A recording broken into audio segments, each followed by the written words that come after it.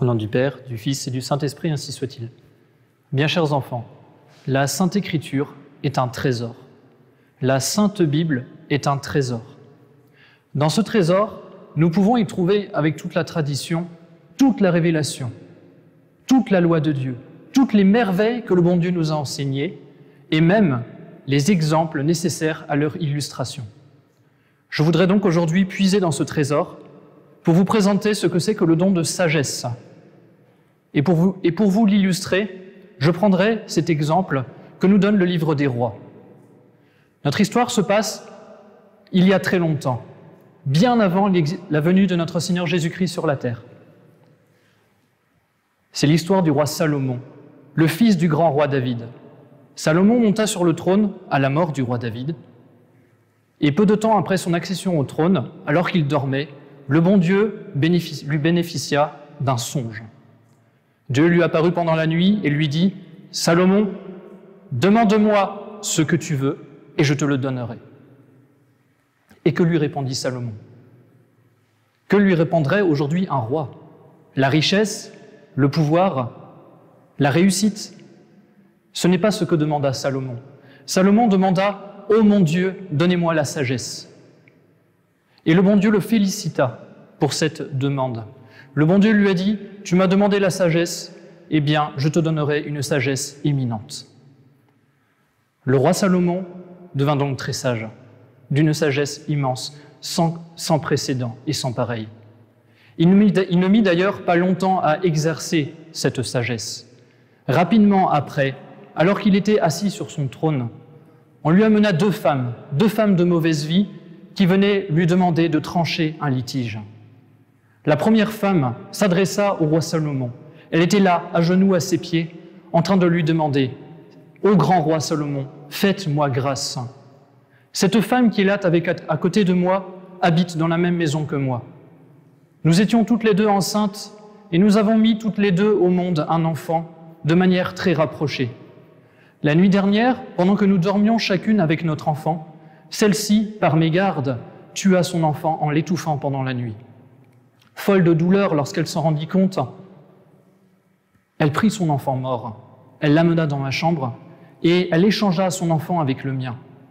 À mon réveil, je trouvais à côté de moi un enfant qui n'était pas le mien et qui était mort. Je vins donc lui demander de me rendre mon fils, parce que je me suis bien rendu compte qu'elle me l'avait prise, et elle ne voulait pas me le rendre. S'il vous plaît, faites-moi justice, demandez-lui de me rendre mon enfant car elle ne le veut pas. Salomon se tourna alors vers la deuxième femme. Il lui demanda « Raconte-moi ce qu'il s'est passé. » Et la deuxième femme lui dit « Il est vrai que nous habitons ensemble. Il est vrai que nous avons toutes les deux mis un enfant au monde de manière très rapprochée. Mais ce qu'il dit est faux. C'est son enfant qui est mort. Et c'est le mien qui vit. Et elle veut, parce que son enfant est mort, me prendre mon enfant qui vit. Seigneur, faites-moi justice à moi aussi. » La situation était donc très compliquée. Personne ne savait laquelle des deux avait raison. Que fit Salomon? Se laissa-t-il décontenancer? Non. Il usa d'un stratagème. Il fit appeler un de ses serviteurs. « Garde, apportez-moi une grande épée. » On lui apporta une épée. Il demanda à un autre « Apportez-moi l'enfant survivant de ces deux dames. Apportez-le-moi. Et je vais, devant vous, afin que tout le monde soit content, couper l'enfant en deux. Je donnerai une moitié à cette femme et une moitié à l'autre. Comme ça, chacune d'elles aura ce qu'elle m'a demandé. » Décision surprenante. D'autant plus surprenante que je vous ai dit au début de ce sermon que ce roi était sage. Mais Salomon ne faisait pas ça pour rien. Il était avisé. Il savait que c'est en usant de cette sorte qu'il découvrirait laquelle est la vraie mère. Et cela ne manqua pas. Aussitôt que le roi a fit amener l'enfant avec l'épée, la première de ces deux femmes se jeta aux pieds du roi en pleurant, en gémissant, en hurlant, en demandant « Seigneur, épargnez la vie de cet enfant. Donnez-le plutôt à cette autre femme qui n'est pas sa vraie mère. Donnez-le lui. Je préfère le voir dans ses mains plutôt que de le voir mourir. Je vous en supplie, ne tuez pas mon fils, ne tuez pas mon fils. » Au même moment, l'autre femme qui était à côté, elle, disait « C'est justice, après tout. Ô roi, vos jugements sont parfaits. Donnez-nous donc à chacune d'entre nous une moitié d'enfant. Comme ça, tout le monde sera content. Chacun aura exactement la même chose. Et c'est ainsi que Salomon découvrit quelle était la vraie mère. Car vous vous en doutez, la vraie mère est celle qui était prête à tout plutôt que de voir son fils mourir. Elle était prête même à être séparée de son fils plutôt que de le voir mourir. Et Salomon sévit, punit la méchante femme qui avait menti jusqu'à présent et rendit l'enfant à sa véritable mère. La nouvelle de ce jugement sans pareil, sans précédent, fit rapidement le tour de tout le royaume de Salomon. On l'admirait tous pour sa grande sagesse, on l'admirait tous pour son jugement. Salomon en était arrivé là parce qu'il était sage. Mais qu'est-ce que la sagesse ? La sagesse, chers enfants, est un don du Saint-Esprit.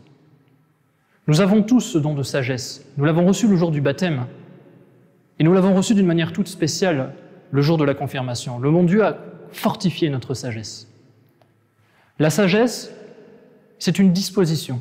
La sagesse va disposer notre âme à contempler les choses de Dieu et ce faisant, elle va nous permettre de bien juger de toutes les choses selon les raisons de Dieu.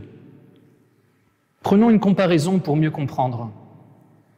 Et c'est Monseigneur Lefebvre qui nous la donne, ce grand évêque qui vécut au XXe siècle.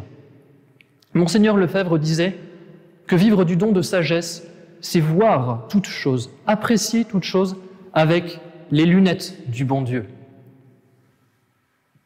Voyez, quelqu'un qui est myope, qui ne voit pas sans lunettes, ne peut rien faire. Il a besoin de ses lunettes pour bien voir. Eh bien pour nous, c'est la même chose dans la vie de tous les jours. Trop souvent, nous voyons mal les événements, qu'ils soient heureux ou malheureux, parce que nous ne les ordonnons pas au bon Dieu. Nous ne les ordonnons pas au bon Dieu, et donc nous sommes d'une certaine manière aveuglés. Nous avons besoin de ces lunettes du bon Dieu pour remettre les choses à leur place et les considérer dans toute leur valeur. Ainsi, nous ordonnons bien les choses, nous mettons de l'ordre dans les choses parce que nous les raccrochons à leur Créateur, et ainsi nous amenons la paix, parce que la paix, c'est la tranquillité de l'ordre. Salomon, le roi Salomon, était sage, parce qu'il était uni à Dieu, parce qu'il priait, parce qu'il contemplait les choses de Dieu, il était capable de juger des choses comme Dieu les juge. Il voyait lui aussi avec les lunettes de bon Dieu. Et c'est pour ça qu'il fut capable de résoudre cette énigme, ce jugement, ce procès entre ces deux femmes. Et par sa grande sagesse, il mit de l'ordre dans tout son royaume. Et par la même occasion, il pacifia tout son royaume. La sagesse de Salomon est donc admirable. Et ce n'est pas pour rien que l'Église nous présente Salomon comme étant une image de notre Seigneur Jésus-Christ. En voyant la sagesse de Salomon, en l'admirant, en la regardant, nous avons une petite idée de ce que fut et de ce qu'est la sagesse de notre Seigneur Jésus-Christ. Car qui, mieux que notre Seigneur Jésus-Christ, fut sage ? Qui mieux que notre Seigneur Jésus-Christ, qui est Dieu, peut contempler les choses de Dieu ? Qui mieux que notre Seigneur Jésus-Christ peut juger de toutes choses selon les raisons de Dieu ? Notre Seigneur Jésus-Christ est Dieu. Aussi, ce grand roi Salomon annonçait déjà en son temps la venue du Messie, de ce Messie de qui nous viennent toutes les grâces. Alors, chers enfants, soyons sages. Comme des images, oui, mais surtout comme Salomon et comme notre Seigneur Jésus-Christ. Sachons nous aussi contempler les choses de Dieu, c'est-à-dire soyons unis à Dieu, prions, disons notre chapelet, et pourquoi pas, faisons ou commençons, si nous ne le faisons pas encore, notre méditation.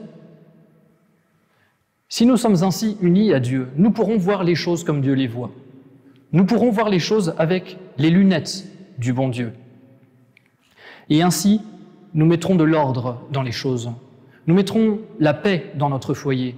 Vous êtes peut-être bloqués chez vous, à la maison. Il n'en reste pas moins que vous pourrez, avec ces lunettes, avec ce don de sagesse, vous pourrez mettre la paix autour de vous. Et vous pourrez montrer à ceux qui vous entourent que tout contribue au bien de ceux qui aiment Dieu, parce que vous serez sages. Oh oui, alors, chers enfants, la Sainte Écriture est vraiment un trésor. Sainte Vierge Marie, faites-nous la grâce de bien vivre de ce don de sagesse. Ainsi soit-il. Au nom du Père, du Fils et du Saint-Esprit, ainsi soit-il.